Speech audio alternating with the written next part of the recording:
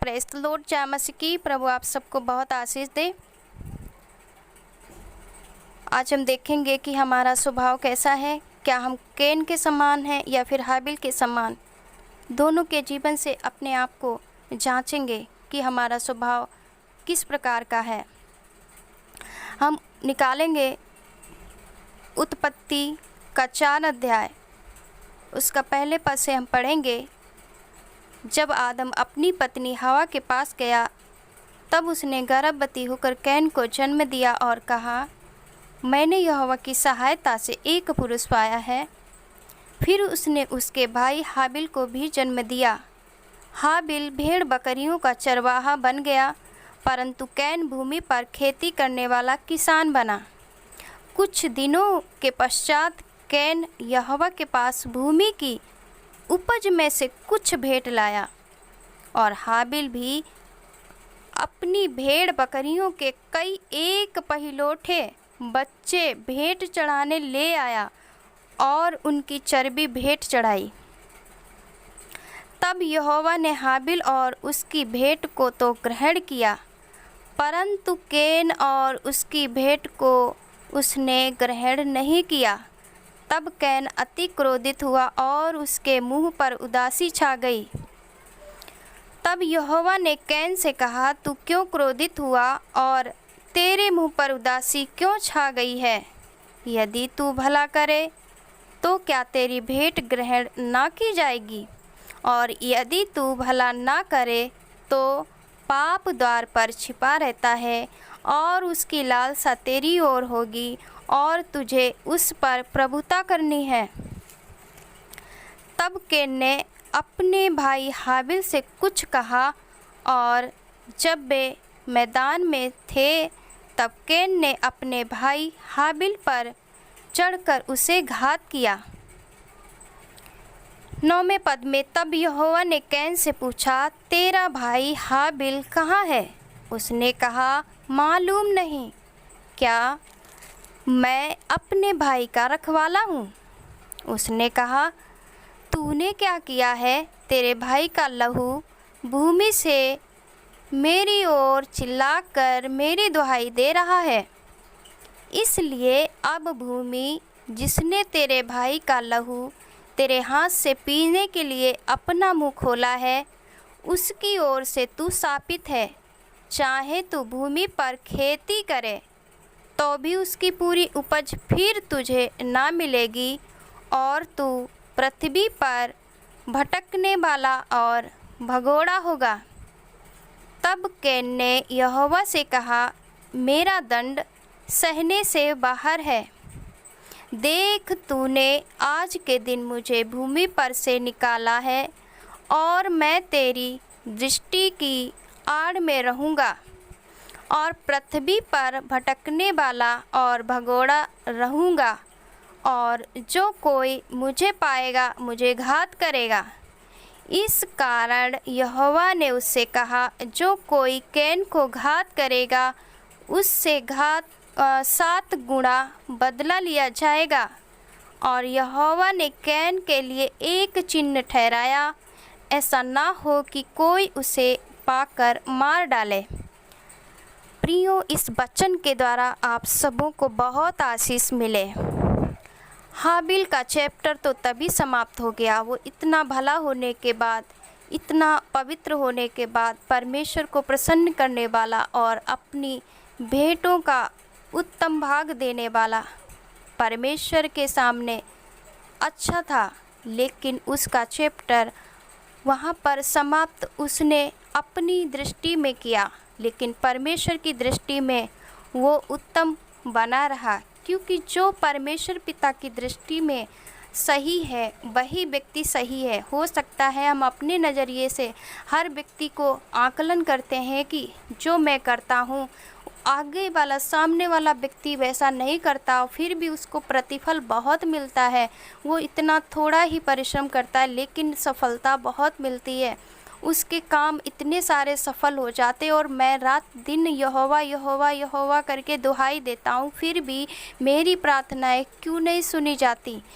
क्यों मेरे जीवन में कोई आनंद और खुशी नहीं है? क्यों मेरे मन के अंदर इतनी सारी बातें उठती हैं जो कि परमेश्वर को पसंद नहीं आती। कैन ने हाबिल पर क्रोध किया और क्रोध के कारण उसका कई बार आत्मा आवाज़ भी दिया कि तू ऐसा ना करे, लेकिन वह अपने क्रोध के आवेश में आकर जेलस के कारण अपने भाई को एकांत पे ले जाकर मार डालता है और फिर से उसे एक छुपा देता है कहीं किसी स्थान पर। लेकिन परमेश्वर उससे कहता है कि कैन कहाँ, ओ हाबिल कहाँ है। कैन से पूछा कि हाबिल कहाँ है। दोनों एक साथ थे, काम अलग अलग थे, एक ही माँ से उत्पन्न हुए थे, एक ही उनका पिता था, लेकिन ये जेलस कहाँ से आ गए? क्योंकि परमेश्वर यहाँ पर दो तरीके का व्यक्ति दिखा रहा है, एक जो परमेश्वर के भय में चलने वाला, एक जो संसारिक बातों में मन लगाने वाला। परमेश्वर को प्रसन्न वही कर सकता है जो कि आत्मिक है और आत्मिक बातों पर मन लगाता है, स्वर्गीय बातों पर मन लगाता है, संसार की बातों पर नहीं। क्योंकि जब कोई व्यक्ति बाइबल के अनुसार यदि कोई आपको दुख देता है तो आप उसे क्षमा कर देते हैं, तो आप परमेश्वर के वचन के अनुसार चलते हैं। और यदि आपको किसी भलाई करने वाले व्यक्ति के प्रति बुरा महसूस होता है तो आपके मन में परमेश्वर के प्रति कोई भय नहीं है, बल्कि वो एक बंधन है जो आपकी आत्मा में अभी भी विद्यमान है। वो एक श्राप है जो आदम और हवा से हम सब के जीवन में चला रहा है। लेकिन यदि जब कोई व्यक्ति परमेश्वर प्रभु यीशु मसीह पर विश्वास करता है तो उसका स्वभाव जो है बदलना शुरू हो जाता है। वो हाबिल के स्वभाव में आ जाता है और वो जेलस नहीं रखता, बल्कि अपना जो परमेश्वर ने उसको दिया होता उसमें से उत्तम भाग ही परमेश्वर को देता है। और कैन के पास सब कुछ होने के बाद भी वो परमेश्वर के खिलाफ गया, उसने वचन का पालन ही नहीं किया और उसकी आत्मा क्रोध से भर गई। यदि हम भी ऐसे हैं तो प्रियो, हमें एक समय परमेश्वर ने दिया है इस मैसेज के द्वारा कि हम अभी भी समय है, हम कैन के समान ना जिए बल्कि हाबिल के समान जिए। भले ही हमारा जीवन इस पृथ्वी पर छोटा हो, क्योंकि परमेश्वर का वचन कहता है कि आप उन व्यक्तियों से ना डरे जो आपके शरीर को घात कर सकते हैं, परंतु आपकी आत्मा को घात नहीं कर सकते। कैन ने अपने भाई का खून बहाया और उसका खून परमेश्वर से ये दुहाई दे रहा था कि देख, मैं निर्दोष हूँ। परमेश्वर उसकी आत्मा में ये बातें डाली, लेकिन उसने अपने क्रोध के आवेश में होने के कारण वो बातें दबा दी। उसने अपने मन की बात ही सुनी जो उसको अधिक उत्साहित करती थी, अधिक उत्तेजित करती थी कि देख, तूने इतना सब काम किया फिर भी तुझे परमेश्वर ने कोई आदर भाव नहीं दिया, तेरी भेंट को भी ग्रहण नहीं किया। देख, तूने बहुत परिश्रम करने के बाद परमेश्वर के भवन में ये चीज़ें दी हैं, फिर भी परमेश्वर ने तुझे कुछ भी नहीं दिया। ऐसे हमारे मन में शैतान बहुत सारे विचार डालता है। लेकिन हाबिल ने अपने आप को छोटा किया और परमेश्वर का धन्यवाद किया कि प्रभु, जो तूने मुझे दिया है मैं धन्यवाद करता हूँ। जो भी मेरे पास है मैं आपके भवन में ये भेंट लाया हूँ। मैं अपने भेड़ बकरियों का जो पहलौठे बच्चे हैं उनको भेंट चढ़ाने आया हूँ। उसने उन बच्चों के चर्बी को परमेश्वर को भेंट दिया, मतलब उसने उत्तम भाग को परमेश्वर को दिया। प्रियो, परमेश्वर हमारा मन की बात जानता है। हम परमेश्वर की दृष्टि में नहीं छुप सकते। मनुष्य हमारे विषय क्या सोचता है, सोचने दीजिए। यदि आप हाबिल के समान हैं तो आपका क्रोधी विरोधी जो भी विरोध करता है, वो आप पर क्रोध करता है, करने दीजिए, परमेश्वर उससे निपट लेगा। अगर वो अपनी गलती मान लेता तो वो अपने भाई को मारने से भी बच जाता और अपने ऊपर श्राप भी नहीं लाता, और परमेश्वर उसे क्षमा कर देता और उसकी आत्मा से वो जलन भी दूर कर देता। लेकिन उसने अपने पाप को माना ही नहीं, बल्कि परमेश्वर के पूछने पर ये कह दिया कि मुझे नहीं मालूम क्या मैं अपने भाई का रखवाला हूँ। उसने परमेश्वर के सामने अपने पाप को नहीं माना, इसलिए परमेश्वर ने उसे अपनी उपस्थिति से दूर कर दिया। प्रियो, अगर हम परमेश्वर की उपस्थिति से दूर हो जाएंगे तो हमारी हालत बहुत ख़राब हो जाएगी, क्योंकि हाबिल तो मर गया और उसका खून उसकी न्याय के प्रति दुहाई देने लगा परमेश्वर को। लेकिन जो हाबिल कैन था, उसने अपने भाई को मार करके अपने ऊपर श्राप लाया, अपने ऊपर क्रोध को उत्पन्न किया, और परमेश्वर की दृष्टि में बहुत ही परमेश्वर भी उसके प्रति दुखी हुआ, क्योंकि अगर वो पाप मान लेता तो उसके जीवन में ये सारी बातें नहीं घटती, क्योंकि परमेश्वर उसे ये सब करना देखना चाहता था कि दो प्रकार के व्यक्ति हैं, क्या हमारा भी मन हाबिल के समान है या फिर कैन के समान है। हम खुद को जांच सकते हैं। इस वचन के द्वारा आप पूरा पढ़ें और इस पर मनन करें। परमेश्वर आपको ज़रूर आशीष देगा और आपसे बात करेगा, क्योंकि परमेश्वर ने उसे बोला कि तेरे भाई का खून तेरे विरोध में गवाही दे रहा है कि तूने उसको मार दिया है। इसलिए परमेश्वर ने बोला कि तू जो भी काम करेगा, जो भी भूमि में काम करेगा, खेती में, वो सारी उपज तो जो तुझे मिलनी चाहिए वो अब से नहीं मिलेगी, और तू भगोड़ा होगा, पृथ्वी पर इधर उधर भागता रहेगा। तो परमेश्वर की बातों को जान गया था कि परमेश्वर ने सब कुछ इसके मन का जान लिया है, इसलिए परमेश्वर जो बोलता है वो ही होता है।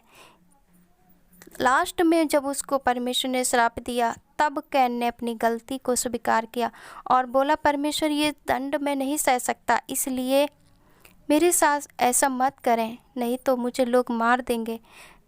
मुझे कोई भी जिस पर भी मैं जहाँ पर जाऊँगा, अगर तू हमारे साथ नहीं रहेगा तो लोग मुझे घात कर सकते हैं।